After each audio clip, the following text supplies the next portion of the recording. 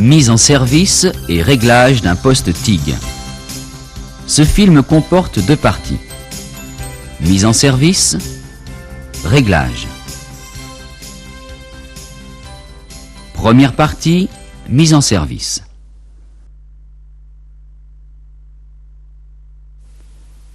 Voici un poste TIG.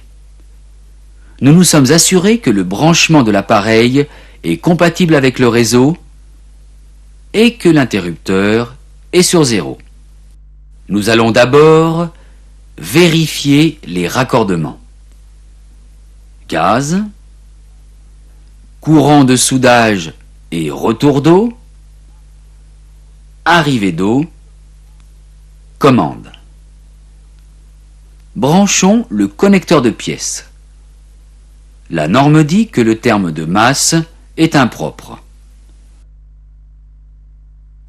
Équipons la torche. Le diffuseur,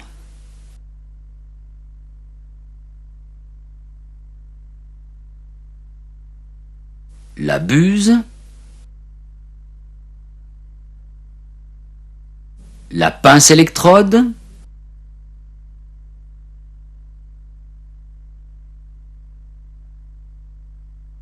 l'électrode qui dépasse d'environ 3 mm,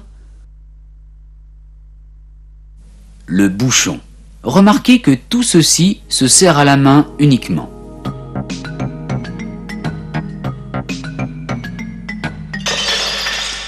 Raccordons au réseau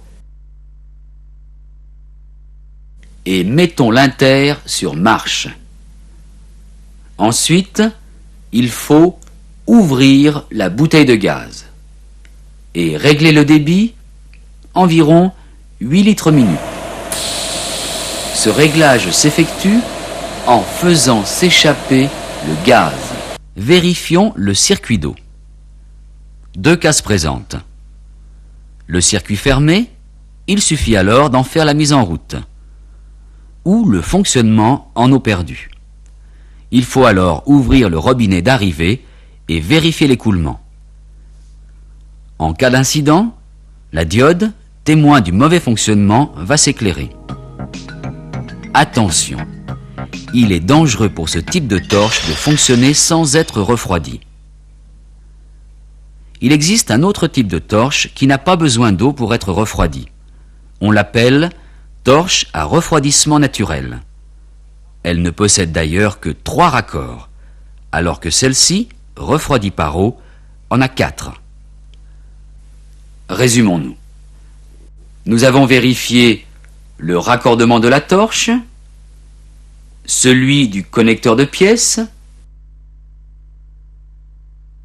Nous avons relié au réseau, puis mis l'inter sur marche, ouvert et réglé le débit de gaz, mis en route le circuit d'eau. Vous allez installer votre poste et ferez vérifier par votre formateur.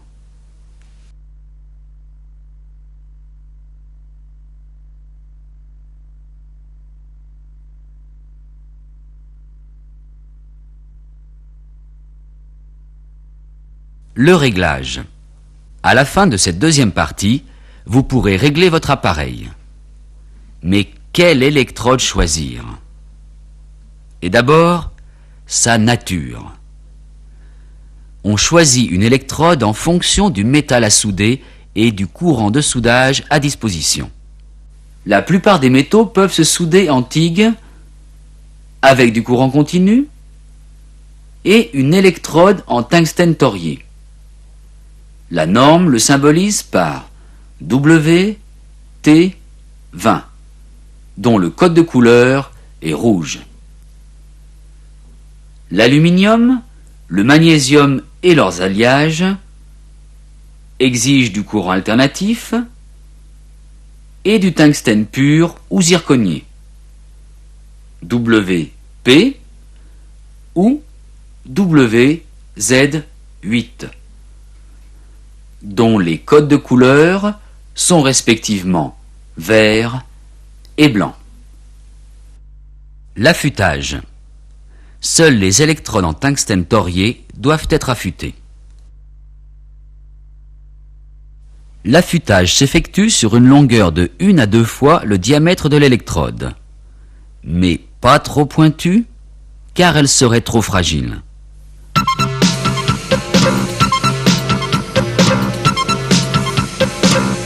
Quel diamètre?